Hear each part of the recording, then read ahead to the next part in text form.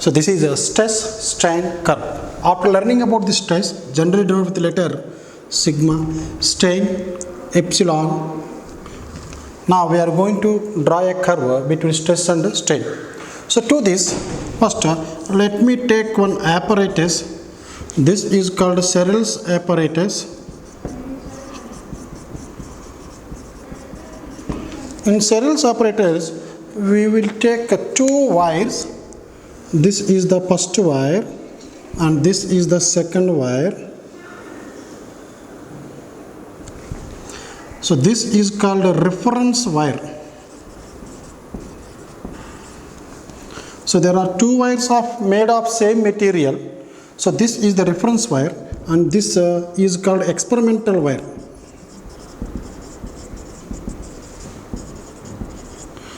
At the end of this experimental wire, we have a pointer. This is the pointer and it is moving on a vernier scale here. So this it is divided into small parts. This is a vernier scale, so which can measure up to 0.01 millimeters. Now here we will use a pan. So in this pan, first we will keep a dead load. Dead load means to make these two wires stiff enough, straight enough. So here also we will use the same load, but after that we will not increase the load in this case. We will keep the same load here initially. So both loads are equal. Now we are making these two wires stiff enough, straight enough. Then afterwards we will take this measurement, that is length of this one. Here this initial measurement I will take it as 0 when the dead load is placed here. Now let me draw one graph by taking the values from this table. So here I am going to take a stress. Here I am going to the corresponding strain. Let us say this dead load is very small, so that's why I am taking this as initial load as 0. The corresponding strain produced is 0, because with the help of this load I am not going to produce any elongation in this wire. I am just making this wire straight. Now when the load stress is 0, strain is 0. What is stress? Stress is the force acting per unit area. Actually speaking, restoring force developed per unit area of this wire. Now if load is 0, stress will become 0. Now let me increase the load here. So by increasing the load to 1 kg, or F is equal to MA, here F is equal to mg because it is acting downwards. So this deforming force is equal to the restoring force developed here. So let me take this as a mg, that is 1 into 9.8. I can take it as 9.8 newtons, but let me take g as 10 here. So if g is equal to 10, this will become 10 newtons. So now when 10 newtons force is applied or kept in this one, a 10 newtons restoring force will be developed in the wire and the corresponding change in length by original length. Let us say the original length of this wire, initially let us, this is 1 meter, and for this, due to this 10 newtons, let us say this wire will elongate and the pointer also will move. So by using this pointer we can measure the extension produced in the experimental wire. Let us say the extension produced in the first case, delta L1 is equal to 1 millimeter. So what is the corresponding strain? Strain is equal to change in length by original length. Change in length 1 millimeter, original length 1 meter. Millimeter means 10 power minus 3. So this will become 10 power minus 3 or 0.001.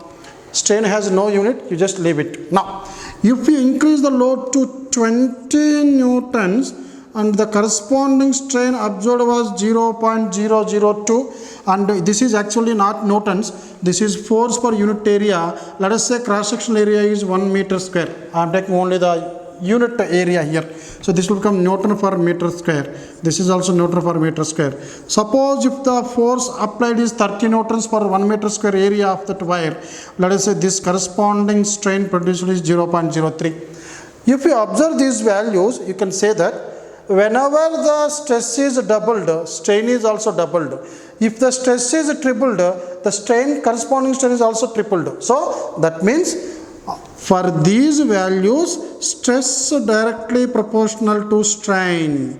That means the wire is obeying the Hooke's law. Now, let me draw the graph by taking these values. So, in this graph, what I am going to take? I am going to take a stress along y-axis and a strain along x-axis.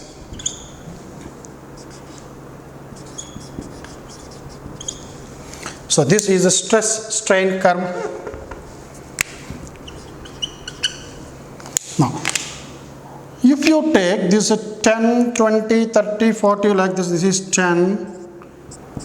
In examination, no need to write these numbers.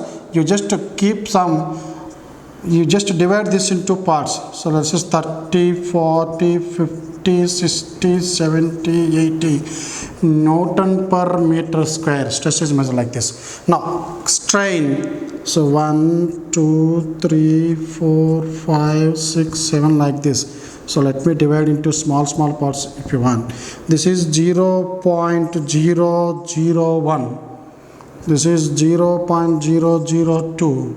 0.003, 0.004, 0.005, 0.006, 0.007, 0.008, 0.009, 0.010, 0.011, 0.012. So these are the strains along x-axis. Now, if you want to draw this graph, use this table. For 10 Newton per meter square stress, the corresponding strain was 0.01 first point. For 20 Newtons force, this will be 0.02. For 30, 0.03. So, for these three values, you will get a straight line that is passing through the origin. So, here stress and strain are directly proportional to each other. It obeys the Hooke's law. Now, what are the other values now? So, now if you take 40 Newton per meter square, that means by increasing the load in the pan, now the corresponding strain is observed to be 0.0045.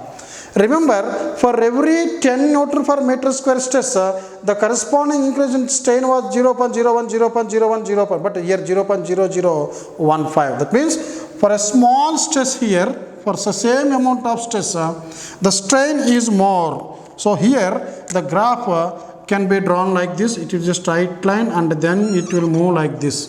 So strain will be more. So after that it will reach this point. That means up to here. So let me take this as origin O. This point is A. This point is B. And then it will be C. So after reaching this point, so the curve will go like this. So this is a point D and this point is E. So you will get a curve like this. This is a stress strain curve. We can get this curve by using this Searles apparatus. The readings obtained in the Searles apparatus are tabulated here, and by pointing all these values in this graph, you will get a stress strain curve like this.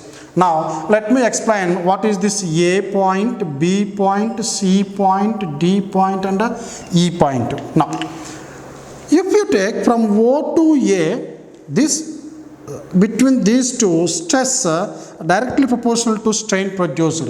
Now this OA is called proportionality limit.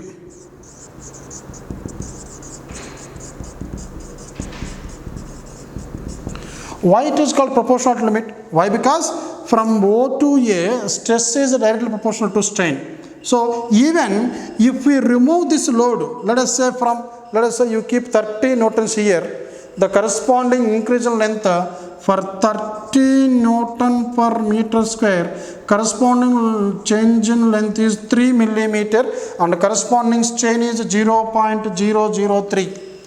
Now, if you remove this 30 load, that means if you make it 0, then what will be the length of this wire? The initial length of this wire is 1 meter. The increase in length due to the applied forces are this much, and if you remove the load, once again the wire will regain its original shape and size. That means it will regain its original length, that is 1 meter only. So first, for 10 Newtons length of the wire was, what is the length of this wire? For 10 Newtons, this will be 1 plus 0.0, that is 0.001, which is 1.001 meter. For 20 newtons, 1.002. For 30 newtons, 1.003. For 40 newtons, 1.0045, not 4. Here, if you remove this 30 newtons load, what will be the length of the wire? By removing this deforming force, that means we are removing the deforming force. After the removal of the deforming force, once again the wire will regain its original length. So that means it is having that elastic property. So within this region, up to from O to A, even if you remove the load, the body will regain its original length. So within this proportionality limit, after the removal of deformation force, after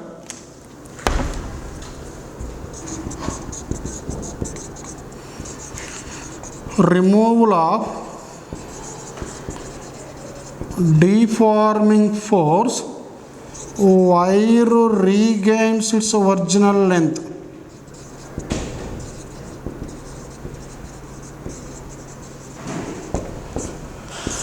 Now, so this is called proportionality limit. Now, after this, from A to B, what is happening? For a same amount of stress, that means it is increased in 10 Newton per meter square, 10 Newton per meter square, 10 Newton per meter square. Here also 10 Newton per meter square, but the corresponding strain is not equal to 0.001. Instead, this is 0.0045. So here strain is more for the same amount of stress. That means beyond this point A, body starts yielding. So this point we call it as point B is called yielding point. So yielding starts from this particular stress. So this is called also known as yielding stress.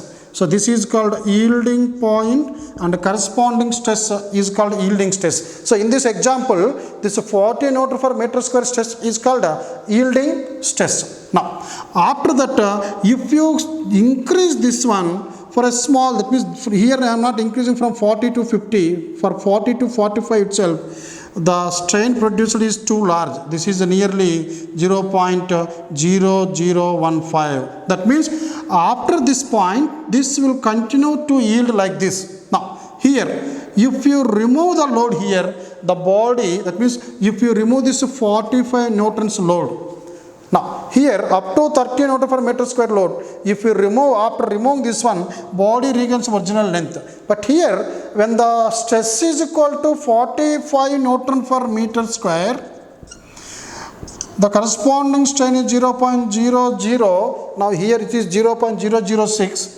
And if you remove this load, if you reduce this one from 45 to 30 or 45 to 20, the length of the wire will not be 1. Or even if you remove the entire load, if you make it 0 also, the length of the wire will not be 1 meter. It is always more than 1 meter. That means permanently the molecules will set in this one. Now if you remove this one, the strain will be somewhere here.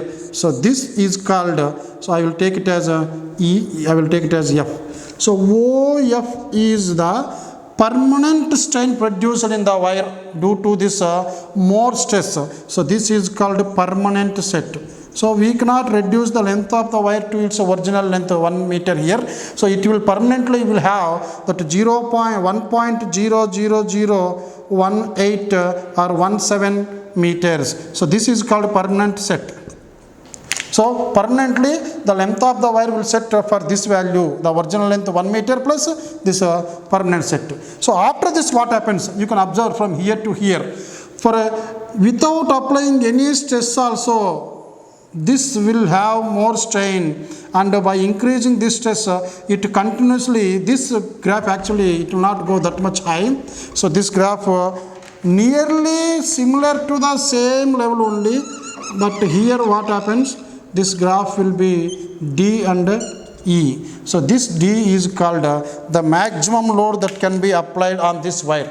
So beyond this, if you apply, the wire will break. So this is called maximum stress, that is called maximum tensile stress applied for this body, for this wire. Maximum tensile stress. that can be applied before breaking. So what is this E point? This is called a breaking point. Let us say the maximum corresponding strain for this diagram is 57 Newton per meter square stress. That means when the load is 57 Newtons, this will have the maximum elongation here. So after that, even if you don't add the weight, so what happens here? Now if you remove the weight also, now after keeping this 57, now if you make 56, I am decreasing the load here. If you made 56, elongation will increase here. Actually by removing the load, elongation should reduce, but this body will lose that property of behaving in that manner up to this point. After that it will decrease. That means when the load is decreased, even if you decrease the load, and even for this load, let us say for 52 Newtons, the wire will break. So that breaking nature starts from this D point only, and ultimately finally at point E, the wire will break, and this is called a breaking point. But what is the use of? Remember students, I am not going to give the exact values that we will get in the laboratory. So this is only for comparison, for our study only. So in up to some ratio, up to some limit, it will obey the Hooke's law, that is called proportional limit. After that yielding will start. Beyond that permanent set will be produced in the wire. After that for a small amount of stress, strain will be too large, and finally at a particular strain it will break, and that particular point is called breaking point. Here after reaching this maximum tensile stress, it is also called a breaking stress. Why? Because actual breaking starts in this wire because of the reduction in the radius of the wire. So after this point, radius of the wire gradually decreases.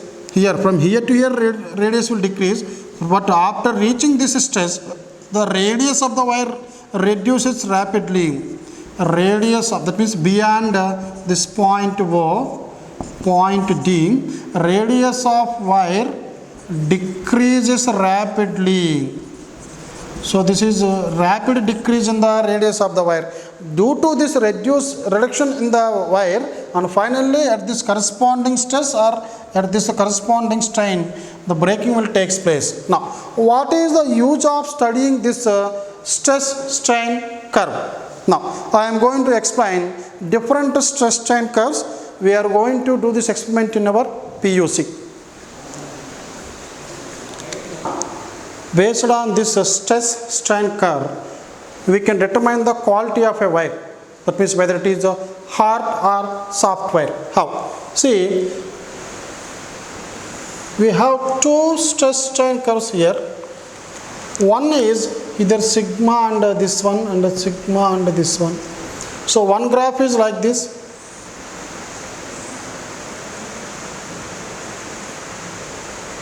And one more graph is like this.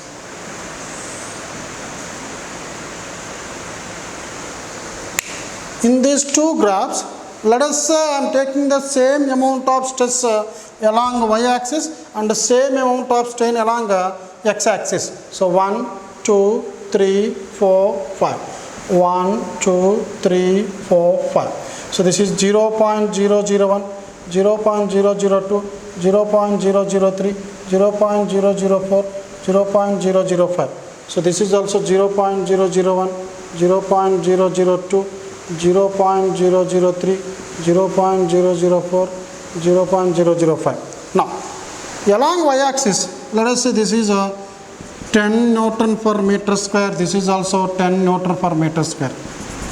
This is 20 Newton per meter square. This is also 20 Newton per meter square. You can clearly observe that for this 10 Newtons, what is the strain produced here? This is less than 0.001. So I am going to write half of it, 0.0005. But what is the corresponding stress produced here? So this is nearly 0.001 here. Now, second one, for the same stress, that means 20 Newton per meter square, what is the corresponding strain? This is 0.001. But for the same stress, what is the corresponding strain here? It is more. That means for the same amount of stress, the strain produced in that material is more, but the strain produced in material is less. So this is a hard material. So by observing this one, when the strain produced is less, so we can say this is a hard material and this is a soft material. That means for the same amount of stress, if strain is greater than the strain produced in other wire, the wire which is experiencing more strain is said to be soft. Now, in the examination, suppose if they ask you to find out the corresponding graph for steel and rubber. So in these two, steel is always harder than rubber. So this is the curve for rubber and this is the curve for steel. Based on this one, so many times one question was given in PUC. Which is more elastic, steel or rubber? Generally students may think that rubber is more elastic than steel. No. In this case, the steel is more elastic than rubber.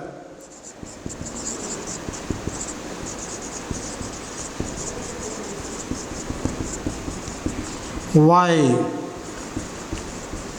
Reason is steel is more elastic than rubber. Why? So this is the question asked so many times in the public examinations. Now here, to get same amount of strain, steel requires more load or more force or more stress than rubber. That's why steel is said to be having more elastic nature than rubber. That's why all these bridges are made up of steel, not with rubber. Why? Because if a bridge is made of steel, whenever a vehicle passes over this one, so now generally what happens when the load comes here, so many vehicles are passing over this bridge, the bridge will get some dip here at the center. Not this much as I am showing in this diagram, but a little bit dip will be produced here. So this is called dip produced in this one, we denote with the dou. So now what is the dip produced here? The dip produced here is given by WL cube by 4 BD cube into Y. So this is an expression which is not there in our syllabus. That means the derivation was not there, but we need to remember this formula. So based on this one, the depression produced in the bridge, where dou is the depression produced in the bridge, depends on these factors, where W is the load acting on this bridge, L is the length of the bridge, this is the length of the bridge, and 4 constant B is the width of the bridge, this is B, and D is the depth of the bridge, and Y is the Young's modulus of the material of the bridge. Now, when the depression will be more, very simple, depression in the bridge will be more when the load is more. That all we know. Whenever the load is more, the depression produced in this one will be more. Similarly, if length of the bridge is more, we know that if you keep a small wire here, if you keep 2 cloths on that one, the depression will be something. But if the length is more, then depression will be more. That's why if length is more, depression will be more, or dip will be more. But if the width is more, that means if the thickness of this one D is more or width is more, then depression will be less. Why? Because these are inversely proportional to each other. If Young's modulus is more, depression will be less. That's why Young's modulus for steel is more than rubber. So this is why we are using steel for constructing bridges. Why? Because Young's modulus of steel is more than Young's modulus of rubber. That means while selecting the material for construction purpose, we need to select the materials whose Young's modulus should be more, so that the depression or the elongation or the dip produced in this construction will be less, as these two are inversely proportional to each other. Now, based on these two, I can draw 2 more diagrams. So this is a stress strain curve for one material, and I am going to draw one more diagram here. Now, in the first diagram, here I am getting a curve like this, and in the second diagram, I got a curve like this. So what is the meaning of these two? So this is stress, this is strain, this is stress, this is strain. Here what is happening? when the load increases, generally initially both are proportional to each other, stress and strain are proportional to each other, it obeys Hooke's law. After that it won't obey Hooke's law. So without much increase in the stress, strain will be produced here, so it is undergoing strain for a small amount of stress. So these materials are known as ductile materials. So that means they are not going to break immediately after this point, just like here, but it is having a very long curve here. That means the strain produced in these type of materials is more. That's why to make these wires we are using aluminum or iron, because iron, aluminum as well as these gold ornaments, these ornaments are also made of gold or silver, because all these materials have ductility. That means the ability of these materials to be drawn into the wires is called ductility. So for ductile materials, the stress strain curve will have this type of shape where the strain is more too large. But what about this material? Here up to here this is proportional to it. After reaching this one, after getting this yielding point, immediately it is going to break. So these type of materials are called brittle materials, just like our glass plate. In brittle material category, we will have glass plates or glass, as well as this china dish. So these are all china dishware. These are all brittle material. That means they cannot sustain that much load. So these are the different types of graphs. To find the quality, that is hardness and softness, we can have these graphs, and by analyzing these graphs we can say which is harder and which is softer. Similarly, the difference between the ductility and brittlity can be known by you studying these two graphs. One is the graph which is having more strain for a small amount of stress is said to have ductility as well as malleability.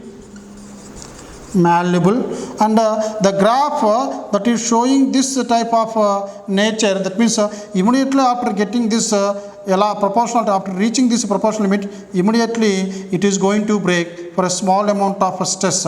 So it will reach the breaking point immediately, and that materials are known as brittle materials. Based on this graph, this is the maximum tensile stress, also called breaking stress. Now if you suspend a wire here, let us say this is a steel wire only. So what is the maximum load that you can keep on this wire? Now if you are keeping some cloths here, so what is the maximum weight of the cloth that can be kept on this wire, so that this wire will not break? So to find out this one, we need to use this one, breaking stress. So breaking stress is given by breaking force by area. So what is this breaking force? The breaking force is given by breaking stress into area. Now let us say in this example, this is a stress strain curve for a steel wire. What is the breaking stress here? So here we mentioned this as 57 Newton per meter square. So this is 57 Newton per meter square. Let us say the cross sectional area of this wire is let me take it as 0.02 meter square. So I am writing 0.02 here. So this is 57 into 2 by 100. So this is 114 by 100. So 1.14 newtons. That means the maximum load that can be kept on this wire is 1.14 from this graph. That means if you keep a load more than this, then this breaking will start. But generally we are not going to keep this much load on this one. Now what we have to do, so there is a safety ratio for anything, not only this one, even for bridges. So we are using one safety ratio. Generally this is around 1:10 to 1:5. It changes from country to country. Now, here, if the maximum load that can be kept, this is breaking force means maximum load that can be kept on this wire. So, this is 1.14 Newton. But if you divide this with 10, what you are going to get? So, this is the maximum, but this is the maximum load. But what is the safe load that can be kept here? The safe load can be 1/10 of this one in most of the countries. So, this is 1.14 by 10, 0.144 Newtons. Now, you might have seen some boards nearer to these bridges. Entry is restricted